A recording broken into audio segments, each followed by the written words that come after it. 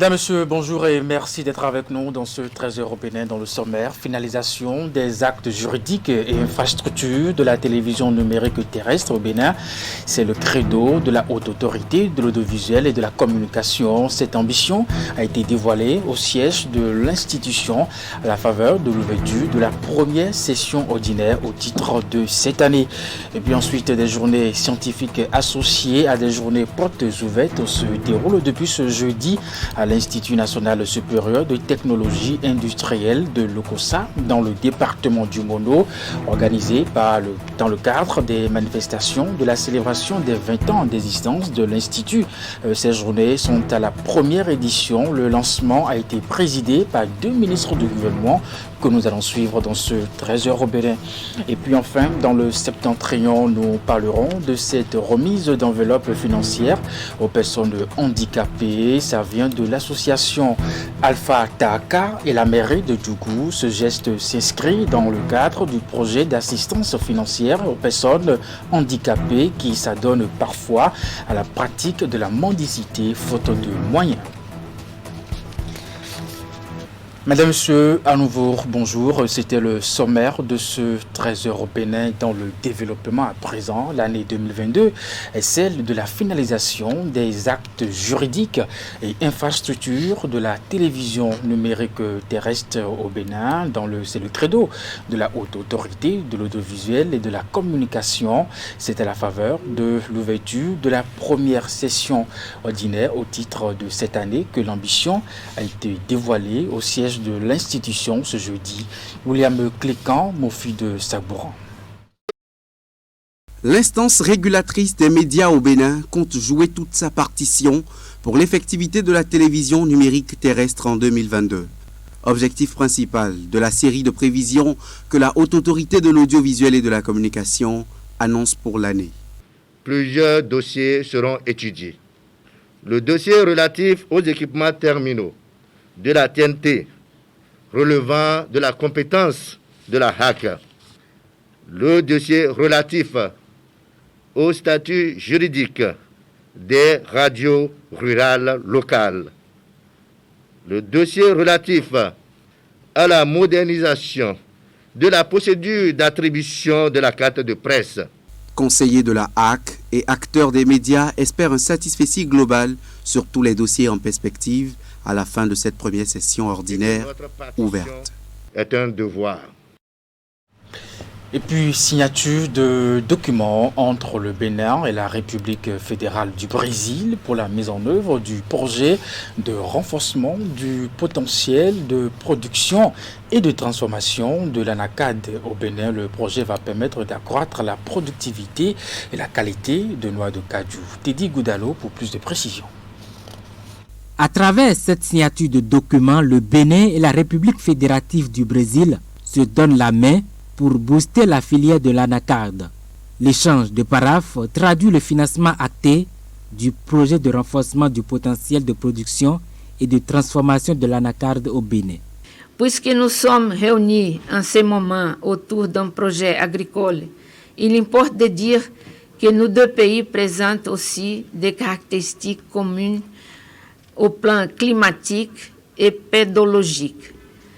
Dans de grandes parties de nos régions agricoles, ce qui constitue des conditions propices à des échanges d'expériences pour nos projets de coopération, comme c'est le cas en ce qui concerne les projets renforcement du potentiel de production et transformation de l'anacarde au Bénin. La mise en œuvre du projet s'inscrit dans un cadre de partage et d'échange d'expériences et vise à accroître la productivité et la qualité de noix de cajou. Le ministre de l'Agriculture Gaston Dossou-Huy se réjouit de cet accord qui vient davantage renforcer les actions déjà entreprises par le gouvernement dans le secteur. J'ai envoyé récemment une importante délégation au Brésil composée de techniciens, de spécialistes de développement de cajou, de producteurs, de transformateurs pour aller puiser un peu dans ce qui se fait au Brésil. Et cette visite a été une réussite totale.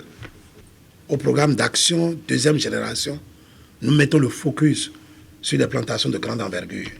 500 000 hectares à mettre en place d'ici 3-4 ans de cajou pour non seulement aider à résoudre le problème très difficile au secteur privé de s'inscrire dans la mise en place des parcelles, mais une fois que l'État sort ce goulot d'étranglement, ces champs seront mis en concession pour que les gens l'exploitent, développent les initiatives et gagnent de l'argent. Nous mettons maintenant en place un programme de renforcement de capacité en matière de production et de transformation. Quoi de plus juste, de plus beau, de bienvenu? De belles perspectives s'annoncent donc pour le développement de l'anacarde au Bénin. Les deux parties s'engagent pour un suivi rigoureux dans l'exécution du dit projet qui est prévu pour durer 3 années. Et puis dans le même registre, le Palais des Congrès de Cotonou a abrité du 22 au 24 février 2022 la 3e édition de Benin Cashew Day. Au total, une quinzaine de pays ont répondu présents physiquement pour les uns et virtuellement pour d'autres. Ces assises ont permis aux participants d'évoquer tous les sujets, bien entendu, relatifs à la filière cajou, de la production à l'exploitation, en passant par la transformation. Des scientifiques et chercheurs ont également agrémenter les échanges. Retour sur la cérémonie de clôture avec le Richigaba, Rachidi Soubérou. C'est un pari gagné pour les organisateurs de Benin Cashew Day.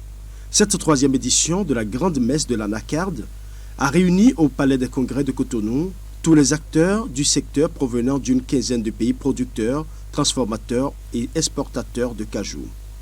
C'est une rencontre qui a mobilisé 500 personnes en présentiel et 500 autres personnes par visioconférence. La plupart des pays producteurs de l'anacarde en Afrique ont été présents. Beaucoup ont suivi en ligne aussi. Et donc les conclusions à cette 3e édition sont prometteuses parce que chacun repart avec quelque chose de plus pour aller booster davantage l'agriculture, la transformation, l'exportation dans chacun de leurs pays. Nous avons bien envie d'initier avec les chercheurs des pays qui sont présents ici une sorte de mobilité entre les étudiants béninois et les universités qui sont dans les pays où la recherche a vraiment évolué. Je veux nommer le Mozambique, la Tanzanie, le Ghana, pour essayer d'aller apprendre pour pouvoir mettre ces compétences au profit de notre pays. Pour cette édition, les scientifiques et les chercheurs sont également mobilisés pour accompagner la dynamique de transformation de l'anacarde. Un aspect qui retient particulièrement l'attention du représentant de la ministre du Commerce. À travers les interventions, les différentes animations, nous voyons clairement que l'Afrique est en train de baliser la voie pour une meilleure transformation du C noir. Après 3 jours de discussion et de partage d'expériences, les participants repartent chez eux avec une plus-value en termes de connaissances et de compétences pour mieux booster la production, la transformation et l'exportation de l'anacarde. Et pendant ce temps, le Fonds africain de garantie et de coopération économique FAGAS célèbre cette année son 45e anniversaire en prélude aux manifestations officielles prévues pour se dérouler en novembre 2022. La direction générale a organisé ce jeudi une conférence débat pour lancer les festivités parrainées, bien entendu, par le ministre d'État en charge des Finances. Elle a été l'occasion d'un panel de haut niveau sur le thème 45 ans au service du développement en Afrique, défis et puis perspectives. Clément Achadé et des Rompévis. Je disais dans ma déclaration que les pères fondateurs ont bien anticipé sur les besoins du continent déjà en 1977. C'est par cette conférence débat que démarre le processus de célébration du 45e anniversaire du Fonds africain de garantie et de coopération économique FAGAS. Un panel de haut niveau qui réunit ici les sommités de la finance africaine et internationale autour du directeur général de l'institution pour passer en revue des questions relatives à l'évolution des mécanismes de garantie et leur adaptabilité aux réalités actuelles des banques et des législations en vigueur. Occasion pour le Dr Zulkif Salah, Dramé, le professeur Diogbenou, des représentants des banques et le patron du FAGAS de faire l'état des lieux, identifier les difficultés notées durant 45 ans de vie et enfin proposer des pistes de solutions pouvant performer le FAGAS, une institution au service du développement du continent africain. On a su tirer de notre épingle du jeu en faisant des résultats positifs progressivement et en gagnant la confiance des marchés à cause d'une signature améliorée. Maintenant, nous devons nous repenser au regard des nouveaux défis et opportunités qui se présentent à l'Afrique. Notre nouvelle stratégie quinquennale pour la période 2021-2025, que nous l'appelons The New Momentum ou le nouveau élan, nous place sur les bases solides quant au domaine d'intervention essentiel pour répondre aux besoins du continent africain, un continent en perpétuel mouvement. La conférence de lancement du 45e anniversaire du FAGAS a été aussi l'occasion pour ses dirigeants de faire le bilan du parcours et surtout de ses expériences d'avec ses partenaires afin de trouver l'alternative d'une mobilisation plus accrue des ressources et des savoir-faire afin de booster le financement des économies à travers le secteur public et privé. En reconnaissant les prouesses enregistrées par le FAGAS, le représentant du ministre d'État chargé de l'économie et des finances a réitéré l'engagement du gouvernement à accompagner l'institution devenue résiliente et dans ses progrès augure d'un avenir radieux. Je sais que le fonds a encore du chemin à parcourir et que les défis à relever demeurent nombreux. En vous donnant donc rendez-vous au forum de novembre ou de décembre prochain, je forme le vœu que des échanges qui ont eu lieu ici et qui ont abouti donc à des recommandations pertinentes servent donc de fondement aux nouvelles orientations du FAGAS. Précurseur en Afrique dans le domaine de la garantie, le FAGAS veut impacter davantage les économies du continent. Tout en poursuivant ses objectifs de départ, l'institution entend accroître sa capacité financière pour garantir et même co-garantir les entreprises. Au regard des résultats mentionnés par le directeur Yambaye, 400 projets ont été financés grâce à la garantie du fonds pour plus de 2700 milliards de francs CFA. Et pour les grandes manifestations de ce 45e anniversaire, les acteurs se sont donné rendez-vous pour novembre 2022. Et puis je vous l'annonçais en titre, des journées scientifiques associées à des journées portes ouvertes se déroulent depuis ce jeudi à l'Institut national supérieur de technologie industrielle de Lokossa dans le département du Bono, organisé dans le cadre des manifestations de la célébration des 20 ans d'existence de l'Institut. Ces journées sont à la première édition. Le lancement a été présidé par deux ministres du gouvernement, le ministre de l'Énergie, parrain de l'événement, et la ministre de l'Enseignement supérieur de la recherche scientifique. Geoffroy Messan, Florando. Nous permettre à connaître où se trouve le bon sol. Voici des maquettes, des créations, des conceptions et autres innovations technologiques made in Benin et qui portent la signature d'étudiants de l'Institut national supérieur de technologie industrielle INSTI SIUT Lokossa. Elles sont en exposition sur la grande cour de l'Institut et ont eu en cette matinée du jeudi 24 février 2022 comme premiers visiteurs des personnalités et autorités politico-administratives. Elles constituent l'une des attractions des journées portes ouvertes de l'Institut. Permettez-moi de vous exprimer ma joie pour l'honneur que vous nous faites en vous déplaçant vers nous à Lokossa. Je voudrais vous souhaiter la bienvenue ici, dans le Bénin de demain. Vous êtes ici sur le champ de culture, le terreau du Bénin de demain. Le Bénin révélé pour lequel le chef de l'État et tout son gouvernement dont vous êtes membre se bat, ne saura se construire sans la science, la technologie et l'industrie. Avec ces journées portes ouvertes prévues pour durer 72 heures, l'Institut SIUT Lokossa poursuit ainsi la célébration de ses 20 ans d'existence. Ces journées sont d'ailleurs associées à l'organisation des premières journées scientifiques de l'Institut dont le thème est « Contribution de l'Institut au développement du tissu technologique ». 20 ans, c'est la traduction à travers de nombreuses réalisations en termes technologiques, mais également en termes d'hommes et de femmes qui ont acquis des compétences avérées que désormais ils exercent au sein de la nation pour son développement. L'Institut Lokossa est sous la coupe de l'Université nationale des sciences, technologies, ingénierie et mathématiques UNESTIM d'Abomey. À sa création, elle comptait 238 étudiants répartis en 4 filières. Aujourd'hui, elle dispose d'un effectif de 1294 étudiants inscrits dans 5 filières avec 8 options. Donc, tout en reconnaissant que vos produits impactent déjà la nation, je voudrais vous souhaiter très bon anniversaire. Et je voudrais vous dire de profiter de ce temps pour donner le meilleur de vous-même. Dire ce que vous savez faire à toute la nation. Les journées portes ouvertes et premières journées scientifiques de l'Institut SIUT Lokossa seront également marquées par des conférences débats, des ateliers et panels d'échange. Elles seront sanctionnées par la remise de prix aux 3 meilleures innovations.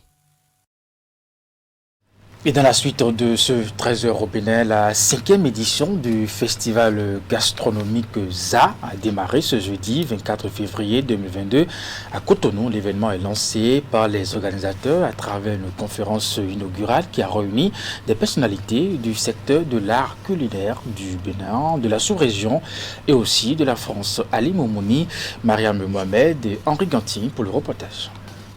Sandra Idossou, promotrice des produits Made in Bénin, Valérie Baguidi, directrice générale des saveurs du Bénin et 2 autres acteurs de l'art culinaire venus du Maroc et de la France pour animer ce panel du festival ZA.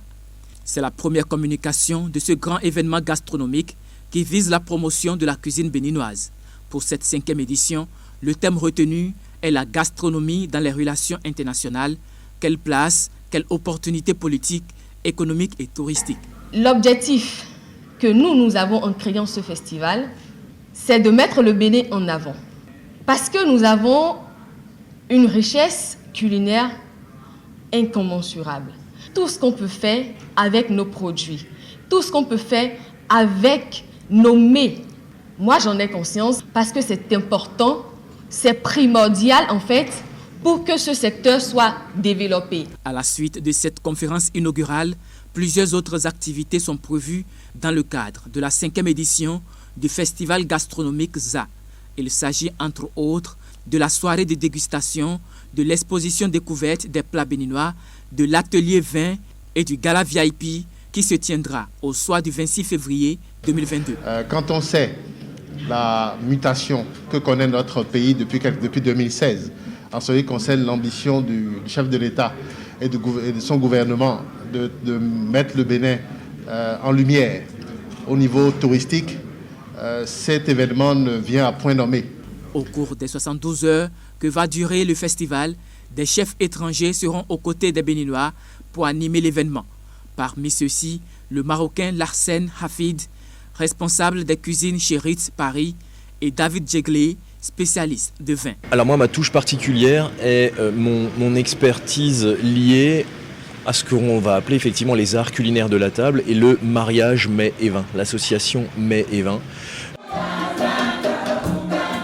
De plus en plus, les organisateurs du festival gastronomique ZA innovent et la présidente n'entend pas s'arrêter en si bon chemin. Et pour finir ce 13h au Bénin, l'association Alpha Taka et la mairie de Djougou ont une fois encore procédé à la remise d'enveloppes financières aux personnes handicapées du Septentrion. Ce geste s'inscrit dans le cadre du projet d'assistance financière aux personnes handicapées qui s'adonnent parfois à la pratique de la mendicité faute de moyens. Et pour combattre ce phénomène qui prend de l'ampleur, Alpha Taka et la mairie de Djougou sont allés remettre pour la 2e fois des enveloppes financières à ces handicapés afin de leur permettre de poursuivre leurs petites activités génératrices de revenus. C'est à la place de l'indépendance de Djougou qui a donc servi de cadre ce mercredi 23 février 2022 à cette cérémonie. Alassane Harouna, Abdou Sahabi Idrissou. C'est pour la 2e fois consécutive que l'association Alpha Taka et la mairie de Djougou octroient des enveloppes financières aux personnes handicapées du Septentrion. Geste de solidarité et de compassion à l'endroit de ces personnes vulnérables qui, par manque de moyens, quémandent pour subvenir à leurs besoins. Inscrite dans le projet d'assistance financière aux personnes handicapées du Septentrion, cette action sociale vise à lutter contre la pauvreté et la mendicité sous toutes ses formes. En effet, l'association Alpha Taka et la mairie de Djougou ont depuis fort longtemps décidé de travailler la main dans la main pour améliorer les conditions de vie et de travail des couches défavorisées. Le présent projet, dont les résultats sont perceptibles sur le terrain, traduit notre ferme volonté à combattre sans relâche le phénomène de la mendicité qui prend de l'ampleur dans notre communauté. Chaque handicapé ici présent reçoit une enveloppe financière de 80 000 francs afin de poursuivre son activité génératrice de revenus. Les différentes actions sociales entreprises par Alpha Taka et la mairie de Djougou dénotent l'intérêt qu'elles accordent au bien-être des populations défavorisées dans leur volonté d'améliorer les conditions de vie et de travail des communautés. À la base, elles bénéficient du soutien indéfectible de l'ONG Al-Hidayah de Koweït. Nous remercions sincèrement l'ONG Alpha Taka et son partenaire Hidayah de Koweït pour tout ce qu'ils font pour la communauté béninoise et particulièrement celle de Djougou. Nous sommes toujours disponibles pour vous accompagner dans tout ce que vous entreprendrez. Nous sommes de cœur avec vous. Nous vous soutenons. Nous vous le redevrons parce que vous êtes au service de nos populations. À travers ce geste, l'association Alpha Taka et la mairie de Djougou ont une fois encore prouvé à la face du monde qu'elles restent très attachées au bien-être et à l'épanouissement des couches défavorisées. Mesdames et messieurs, c'est la fin de ce 13h au Bénin. Merci de l'avoir suivi. Bonne suite de programme à vous sur Canal 3 Bénin. Après moi à 16h, votre bulletin d'information, 19h30, la grande édition de la soirée. Portez-vous bien.